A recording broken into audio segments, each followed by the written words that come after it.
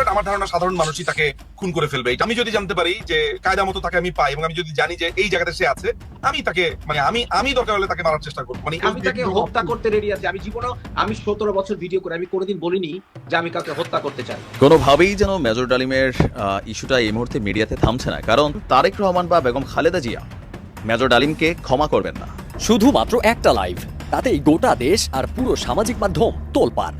কিন্তু সোশ্যাল মিডিয়ায় মেজর ডালিমকে নিয়ে শুরু হয়েছে ধোঁয়াশা। ইলিয়াস হোসাইনের ডকশোতে আসা ব্যক্তি মেজর ডালিম নন। এই লোককে কেন মেজর ডালিম সাজিয়ে আনলো জামায়াতের পেইজ এজেন্ট ইলিয়াস? তাই তো বলি যে আওয়ামী লীগ এত দীর্ঘদিন ধরে আসসালামু আলাইকুম। দেশ প্রবাস দূরে কিংবা কাছে বসিয়ে যে যেখান থেকে আমাদের নিউজটি ক্লিক করেছেন সবাইকে অসংখ্য ধন্যবাদ জানাচ্ছি। ইতিমধ্যে খুব একটি গুরুত্বপূর্ণ নিউজ আপডেট নিয়ে হাজির হয়েছি, সেটা আমাদের ভিডিওর প্রথম অংশ দেখে আপনারা অবশ্যই বুঝতে পেরেছেন। তো এত কথা বাদ দিয়ে চলুন আমরা চলে যাচ্ছি মূল ভিডিওতে। ভিডিওতে একটি লাইক দিয়ে আমাদের ধারাবাহিকভাবে সম্পূর্ণ ভিডিও দেখতে থাকুন এবং যারা এখনো চ্যানেলটি নতুন অবশ্যই চ্যানেলটি সাবস্ক্রাইব করে আমাদের পাশে থাকুন। চলুন চলে যাচ্ছি মূল ভিডিওতে। মানুষই তাকে খুন করে ফেলবে। এটার জন্য আসলে কেউ আর কোনো আমি ব্যক্তিগতভাবে সবাই রেডি আছি। আমরা সবাই আমি ব্যক্তিগতভাবে যে আমি যদি ধরেন মানে আমি তাকে একটা গ্যারান্টি দিতে পারি যে আমি যদি জানতে পারি যে কায়দা মতো তাকে আমি পাই এবং আমি যদি জানি যে এই জায়গাতে সে আছে, আমি তাকে মানে আমি দরকার হলে তাকে মারার চেষ্টা করবো। মানে আমার ভিতরে এই আগুনটা আমাদেরকে পাশে পাবে। থ্যাংক ইউ ভাবি। আসলে এই আগুনটা আমার মধ্যে বা আমাদের অসংখ্য মানুষের মধ্যে আছে। আমার কাছে মনে হয় যে দেখেন এই একটা জায়গাতে দেখেন বিএনপি আমলে তুমি কি ব্যাপারটা বুঝতে পারছো? He is my close relative এবং আমি তাকে হত্যা করতে রেডি আছি। আমি জীবনেও আমি 17 বছর ভিডিও করে আমি কোনোদিন বলিনি যে আমি কাউকে হত্যা করতে চাই। বাট আমি তাকে হত্যা করতে পারলে এবং এর রেজাল্টে যা হবে আই ডোন্ট কেয়ার। না, বঙ্গবন্ধুর ব্যাপারে আপনার পজিশন ক্লিয়ার। আপনার সাথে রাজনৈতিক মতপার্থক্য থাকতে পারে, কিন্তু বঙ্গবন্ধুর ব্যাপারে আপনার পজিশন খুবই ক্লিয়ার। এটা আপনি বারবার বলেছেন। সব বাঙালি শেখ মুজিব জাতির পিতাকে মারছে, এটা আমি তখন আমার জন্ম হয় নাই। আমি সব গল্প শুনে আব্বার কাছে আব্বাসা সবার কাছে গল্প শোনা, বই পড়ে দেখা, মনে হলেই তো আমার মনে হয় আমি পিটাই হাড্ডি গুটি ভেঙে দিই। তাহলে এতই যখন বুকের পাটা ছিল, শেখ হাসিনা যখন ক্ষমতায় ছিল, আসিস না কেন বাংলাদেশে? এখন কেন তখন কেন ইঁদুরের গর্তে যে লুকাইছিলি? অসভ্য লোক। ওকে তোমরা মেজর বলো না কেন? ও তো দেশের কলঙ্ক, ওর গায়ে থুতু মারা উচিত। Okay alright. তাই তো বলি যে আওয়ামী লীগ এত দীর্ঘদিন ধরে চুপ করে কেমনে আছে। দেখেন 5ই আগস্ট আওয়ামী লীগ ক্ষমতা হারাইছে। 5ই আগস্ট থেকে আজকে জানুয়ারি 6 তারিখ, তাহলে August, September, October, November, December, January, তাহলে আপনার 5 মাস আজকে একদিন, 5 মাস একদিন বয়স। এর মধ্যে আওয়ামী লীগের কিন্তু রাজপথের কোনো আমরা প্রোগ্রাম দেখি নাই। মানে রাজপথের রাজনীতিতে আওয়ামী লীগ এখন পর্যন্ত নিষ্ক্রিয়। হ্যাঁ আছে, সোশ্যাল মিডিয়াতে আছে, বিভিন্নভাবে আছে, কিন্তু রাজপথের রাজনীতি তো নিষ্ক্রিয়। বিভিন্নজন বিভিন্নভাবে বলতেছে যে আওয়ামী লীগ আর হবে না, আর দাঁড়াইতে পারবে না, আওয়ামী লীগ মানে অজবরল।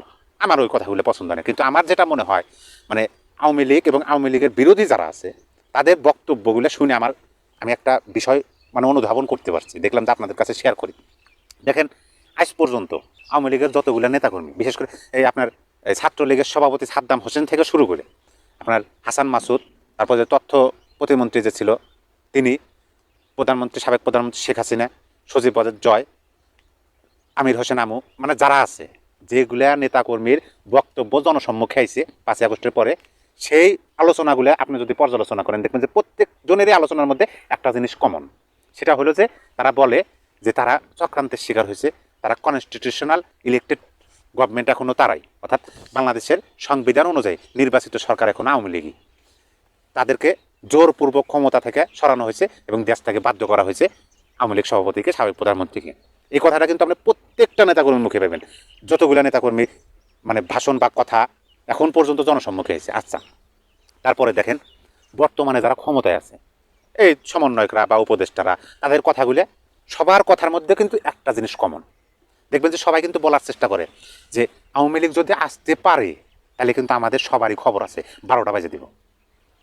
যারাই যেভাবে বক্তব্য দিকে 5 মাসের বক্তব্যগুলো আপনি পর্যালোচনা দেখবেন যে এই কথাগুলো কমন, যে আওয়ামী লীগ যদি আসতে পারে বাংলাদেশে ক্ষমতায় তাহলে কিন্তু আমাদের 12টা বাজবে। অনেক সমন্বয়ক তো বলেই ফেলাইছে যে যদি আসতে পারে আওয়ামী লীগ ক্ষমতায় তাহলে কিন্তু আমাদের আর খুঁজে পাওয়া যাবে না।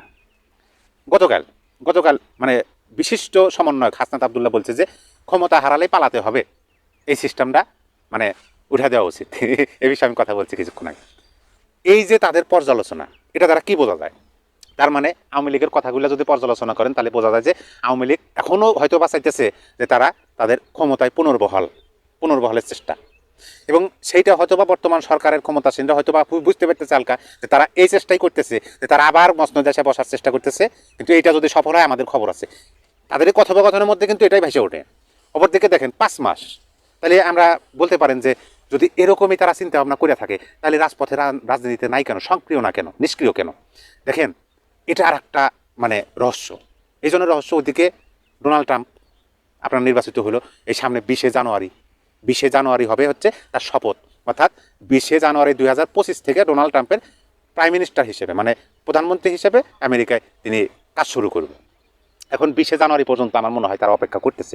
অপরদিকে দেখেন আমেরিকার পররাষ্ট্র মন্ত্রণালয় থেকে গুরুত্বপূর্ণ পার্সন ভারতে কিন্তু চলে আসে, সেখানে জয়শঙ্কর এবং গুরুত্বপূর্ণ ব্যক্তিদের সাথে কথা বলবো। অনেক মিডিয়া প্রচার করতেছে যে আওয়ামী লীগ ইস্যুটা, বাংলাদেশ ইস্যুটা ওখানে উঠাইব। আবার যখন জয়শঙ্কর আমেরিকায় গেল, এই কিছুদিন আগে আমেরিকা ভ্রমণে গেল, জয়শঙ্কর বলে গেল যে এমন কিছু পদক্ষেপ আমাদের নিতে হবে যেটা অনেকের পছন্দ হতে পারে, না হতে পারে। মানে বিষয়টা এভাবে বলা যায়, আবার অন্যভাবে বললে যে এমন কিছু পদক্ষেপ যেগুলো আমাদের পছন্দ না হতে পারে তারপরে নিতে হবে। মানে এগুলো রাজনৈতিক, ভূ রাজনৈতিক বিষয়গুলো আমরা তো ওরকম বুঝি না, বড় বড় রাজনৈতিক বিশ্লেষকরা বুঝবে। কিন্তু আমরা ছোট মাথায়, ছোট বুদ্ধিবিদ্যায় যতটুকু বুঝি এটাই কিন্তু বের হয়ে এসে যে এই জন্যই হয়তো বা আওয়ামী লীগ দীর্ঘদিন ধরে চুপ আছে, যে ওখানে প্রধানমন্ত্রী হিসেবে শপথ নেব ডোনাল্ড ট্রাম্প, তার সামনে বিষয়গুলো উপস্থাপন করবো যে আমরা কনস্টিটিউশনাল অনুযায়ী আমরা ইলেক্টেড প্রাইম মিনিস্টার, আমরা ইলেক্টেড গভর্নমেন্ট, আমাদেরকে এভাবে চক্রান্তের মাধ্যমে সরাইছে, এখন কি বলেন? সেখান থেকে হয়তো বা তাদেরকে কোনো পরামর্শ দিব, দেখবেন 20 তারিখের পরে ঠিকই তারা মানে বোঝা যাবো আর কি যে রাজপথের আন্দোলনে নাকি কোন আন্দোলনে বা কোন রাজনীতিতে তারা ফিরতেছে। মানে কথা আছে না, অর্ধেকলি মধ্যে বোঝে, ভেঙে কলি সবাই বোঝে। কোনোভাবেই যেন মেজর ডালিমের ইস্যুটা এই মুহূর্তে মিডিয়াতে থামছে না, কারণ তিনি পুরো জাতিকে হিলাই রাখছেন। এতদিন যাবৎ এই মেজর ডালিমের একটাই পরিচয় ছিল যে তিনি বঙ্গবন্ধু এবং তার যে পরিবার তাদেরকে হত্যার নেপথ্যের একজন প্রধান কারিগর। তো এরপরে গতকালকে তার লাইভের গুরুত্বপূর্ণ অংশগুলো যেহেতু আলোচনা হচ্ছে, আমরাও আরেকবার আলোচনা করছি, কারণ তার এই বক্তব্য, তার ছাত্রদেরকে প্রতি আহ্বান, সবকিছু মিলিয়ে আমি আবারও বলছি যে বিএনপি একটা বড় ধরনের ঝামেলায় পড়তে যাচ্ছে। ইভেন তারেক রহমান বা বেগম খালেদা জিয়া মেজর ডালিমকে ক্ষমা করবেন না, আমি এটা অ্যাডভান্সই বলে দিতে পারি। যে আপনি কিভাবে বলবেন ভাই যে কোথাও না কোথাও বিএনপির কাছে তো তিনি পছন্দের মানুষ ছিলেন এতদিন যাবত, কোথাও না কোথাও, তো এখন কেন রাতারাতি মেজর ডালিম বিএনপি তার প্রতি উল্টায় যাবে, বা ভবিষ্যতে বিএনপি ক্ষমতায় আসলেও মেজর ডালিম কিন্তু বাংলাদেশে যেতে পারবে না। কেন পারবে না আসুন হাতে কলমে দেখিয়ে দিচ্ছি। আওয়ামী লীগের সাথে মেজর ডালিমের যেই দুঃসম্পর্ক বা যেই ক্ষোভ গোস্বা আওয়ামী লীগের যারা নেতাকর্মীরা আছেন, তো এটা কখনোই আসলে দূর হবে না। এবার নতুন করে শুরু হয়েছে মেজর ডালিমের গতকালকে লাইভ সাক্ষাৎকারের পর, কারণ খুবই সেন্সিটিভ দুইটা কথা তিনি বইলা বসছেন। গেল 50 বছর যাবত আওয়ামী লীগ কিন্তু দাবি করছিল টেকনিক্যালি, বাট এখন এটা প্রমাণিত সত্য হয়ে গেছে যে বঙ্গবন্ধু শেখ মুজিবুর রহমানের হত্যার পেছনে শহীদ প্রেসিডেন্ট জিয়াউর রহমান তিনি জড়িত। আওয়ামী লীগ প্রতিদিন বলতো, বিষয়টাকে সবাই হাস্যরসে নিত, আমিও কখনো পার্সোনালি এটা বিশ্বাস করি নাই। কিন্তু মেজর ডালিম যখন গতকালকে আইসা বললেন যে জিয়া তাদেরই একজন ছিল, ইভেন বাংলাদেশ স্বাধীন হওয়ার পরপরই বঙ্গবন্ধুকে ক্ষমতা থেকে সরানো হবে, শহীদ প্রেসিডেন্ট জিয়াউর রহমানকে ক্ষমতায় আনা হবে, এই যে বক্তব্যটা তিনি দিয়ে বসছেন যে 25 বছরের একটা মেটিকুলাস প্ল্যান নিয়েছিলেন। ইভেন একটা পার্টি ছিল, মেজর ডালিমের চোখে বঙ্গবন্ধু ভারতের দালাল ছিল, তাকে সরাতে হবে, বাংলাদেশকে স্বাধীন সার্বভৌম রাষ্ট্র বানাতে হলে শেখ মুজিবকে সরানোর বিকল্প নেই, তো এটা যে কোনো ওয়েতে হোক তারা সরিয়ে দিয়েছেন। তো এখানে এখন দেখেন জিয়ার উপরে, শহীদ প্রেসিডেন্ট জিয়ার উপরে যে দোষটা তিনি এই মুহূর্তে চাপাই দিয়েছেন, এখন তার বক্তব্যের বাকি অংশ যদি সত্য হয় তাহলে এটাও সত্য।